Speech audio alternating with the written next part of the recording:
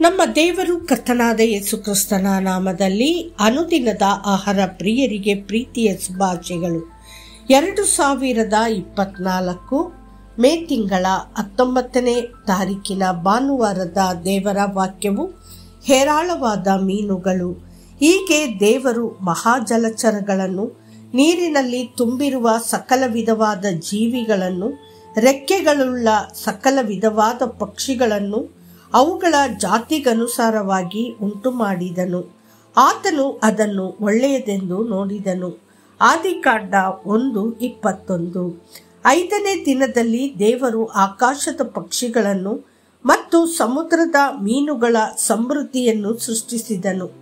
ಇಗೋ, ಬಹು ವಿಶಾಲವಾದ ಸಮುದ್ರವು, ಅದರೊಳಗೆ ಲೆಕ್ಕವಿಲ್ಲದಷ್ಟು ಸಣ್ಣ ದೊಡ್ಡ ಜೀವ ಜಂತುಗಳು ಚಲಿಸುತ್ತಿರುತ್ತವೆ.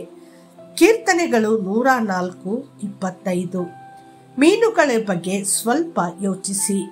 ಅವುಗಳು ನೀರಿನಲ್ಲಿ ವಾಸಿಸುತ್ತಿದ್ದರೂ ಅವು ಎಂದಿಗೂ ಉಸಿರುಗಟ್ಟುವಿಕೆಯಿಂದ ಸಾಯುವುದಿಲ್ಲ. ಮತ್ತೊಂದು ಆಶ್ಚರ್ಯಕರ ಸಂಗತಿಯೆಂದರೆ, ಅವುಗಳು ಅನೇಕ ವರ್ಷಗಳಿಂದ ಸಮುದ್ರದ ಉಪ್ಪು ನೀರಿನಲ್ಲಿದ್ದರೂ ಅವುಗಳ ಆ ಉಪ್ಪನ್ನು ತಮ್ಮ ವ್ಯವಸ್ಥೆಯಲ್ಲಿ ಪ್ರವೇಶಿಸಲು ಬಿಡುವುದಿಲ್ಲ ಮತ್ತು ಹೀಗಾಗಿ ತಮ್ಮ ಪರಿಸ್ಥಿತಿಗಳ ಮೇಲೆ ವಿಜಯಶಾಲಿಯಾಗಿ ಬದುಕುತ್ತವೆ. ಅದೇ ರೀತಿಯಲ್ಲಿ ದೇವರ ಮಕ್ಕಳಲ್ಲಿರುವ ಕ್ರಿಸ್ತನ ಜೀವನವು ಅವರನ್ನು ಕಾಪಾಡುತ್ತದೆ ಮತ್ತು ಪಾಪಗಳು ಅವರೊಳಗೆ ಪ್ರವೇಶಿಸದಂತೆ ತಡೆಯುತ್ತದೆ ಮತ್ತು ಅವರು ವಿಜಯದ ಜೀವನವನ್ನು ನಡೆಸಲು ಸಾಧ್ಯವಾಗುತ್ತದೆ. ದೇವರಿಂದ ಹುಟ್ಟಿದವನು ಪಾಪ ಮಾಡನು. ದೇವರ ಜೀವವು ಅವನಲ್ಲಿ ನೆಲೆಗೊಂಡಿದೆ. ಅವನು ದೇವರಿಂದ ಹುಟ್ಟಿದ ಕಾರಣ ಪಾಪ ಮಾಡುವವನಾಗಿರಲಾರನು. 1 ಯೋಹಾನ 3:9. ನಿಮ್ಮ ಜೀವನದಲ್ಲಿ ಅಂತಹ ಪವಿತ್ರತೆ ಇದೆಯೇ? ಮೀನು ದೇವರಿಗೆ ಹೇಗೆ ಸಲ್ಲಿಸುತ್ತದೆ ಎಂಬುದರ ಕುರಿತು ಯೋಚಿಸಿ. ಪ್ರವಾದಿಯಾದ ಯೋನನಿಗೆ ವಿಧೇಯತೆಯನ್ನು ಕಲಿಸಲು ದೇವರು ಮೀನನ್ನು ಆರಿಸಿಕೊಂಡನು. ಇಕ್ಕಟ್ಟಿನಲ್ಲಿ ನಾನು ಯೆಹೋವನಿಗೆ ಮೊರೆಯಿಟ್ಟೆನು, ಆತನು ನನಗೆ ಸದುತ್ತರವನ್ನು ದಯಪಾಲಿಸಿದನು. ಪಾತಾಳದ ಗರ್ಭದೊಳಗಿಂದ ಕೂಗಿಕೊಂಡೆನು, ಆಹಾ, ನನ್ನ ಧ್ವನಿಯನ್ನು ಲಾಲಿಸಿದಿ. ಯೋನ 2:2. ಮತ್ತು ಆ ಮೀನಿನ ಹೊಟ್ಟೆಯೊಳಗೆ ಯೋನನು ವಿಧೇಯತೆಯ ಅಮೂಲ್ಯವಾದ ಪಾಠವನ್ನು ಕಲಿತನು. ಸತ್ಯವೇದವು ಹೇಳುತ್ತದೆ, ಯೆಹೋವನು ಮೀನಿಗೆ ಅಪ್ಪಣೆ ಮಾಡಲು ಅದು ಯೋನನನ್ನು ಹೊಣನೆಲದಲ್ಲಿ ಕಾರಿಬಿಟ್ಟಿತು. ಯೋನ 2:10. ದೇವರ ವಾಕ್ಯಕ್ಕೆ ವಿಧೇಯರಾಗುವುದು ನಾವು ಮಾಡಬಹುದಾದ ಅತ್ಯುತ್ತಮ ಕೊಡುಗೆಯಾಗಿದೆ. ಇದು ಧರ್ಮೋಪದೇಶವನ್ನು ನೀಡುವುದಕ್ಕಿಂತ ಅಥವಾ ಯಜ್ಞಗಳನ್ನು ಅರ್ಪಿಸುವುದಕ್ಕಿಂತಲೂ ಶ್ರೇಷ್ಠವಾಗಿದೆ. ಇಡೀ ಪ್ರಕೃತಿ ಮತ್ತು ಎಲ್ಲ ಜೀವಿಗಳು ಯೆಹೋವನಿಗೆ ವಿಧೇಯರಾಗಿರುವಾಗ ನೀವು ಕರ್ತನಿಗೆ ವಿಧೇಯರಾಗಿರುವುದು ಎಷ್ಟೊಂದು ಮುಖ್ಯ.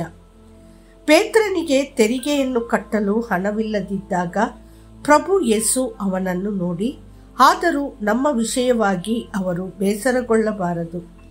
ನೀನು ಸಮುದ್ರಕ್ಕೆ ಹೋಗಿ ಗಾಳ ಹಾಕಿ ಮೊದಲು ಸಿಕ್ಕುವ ಮೀನನ್ನು ಎತ್ತು.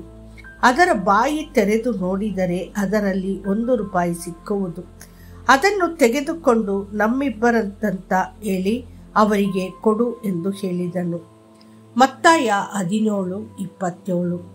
ಆ ಮೀನು ತನ್ನ ಬಾಯಿನಲ್ಲಿ ಬೆಳ್ಳಿಯೊಂದಿಗೆ ಎಷ್ಟೊಂದು ಸಮಯ ಕಾಯುತ್ತದೆ.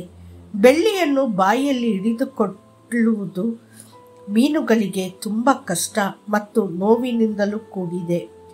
ಪೇತ್ರನು ಅದನ್ನು ಹಿಡಿಯುವವರೆಗೂ ಆ ಮೀನು ಏನನ್ನು ತಿನ್ನಲು ಸಾಧ್ಯವಾಗಲಿಲ್ಲ. ದೇವರ ಮಕ್ಕಳೇ, ಕರ್ತನು ನಿಮ್ಮ ಸಲುವಾಗಿ ಎಲ್ಲ ಮೀನುಗಳನ್ನು ಸೃಷ್ಟಿಸಿದ್ದಾನೆ. ಮಾನವರಿಗೆ ಆಹಾರವಾಗಿರುವುದರ ಹೊರತಾಗಿ ಅವರು ನಮ್ಮ ಜೀವನದಲ್ಲಿ ದೇವರ ಚಿತ್ತಕ್ಕೆ ವಿಧೇಯರಾಗುವ ಅಗತ್ಯದ ಬಗ್ಗೆ ಅದ್ಭುತವಾಗಿ ನಮಗೆ ನೆನಪಿಸುತ್ತಾರೆ.